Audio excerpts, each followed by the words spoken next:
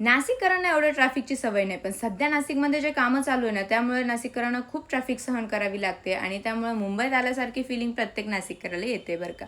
तर नमस्कार, मी आहे पूजा आणि आज आहे माझ्या नेल आर्ट कोर्सचा डे 3.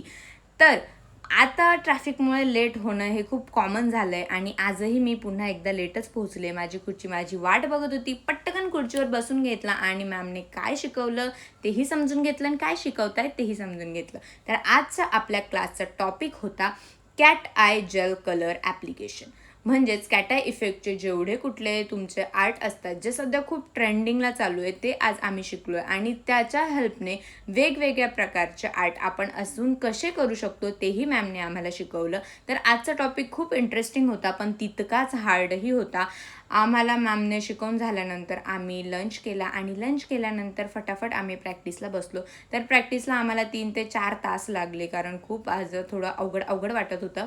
पण काय नाही, प्रॅक्टिस केली की सगळंच जमणार आहे. आणि तुम्हाला जर हे असे आर्ट वेगवेगळे शिकायचे असतील तर तुम्ही माझ्या यूट्यूब चॅनलला नक्की सबस्क्राईब करून ठेवा. एकदा मी शिकले की मी सगळे आर्ट तुमच्यासोबत पण शेअर करणार आहे.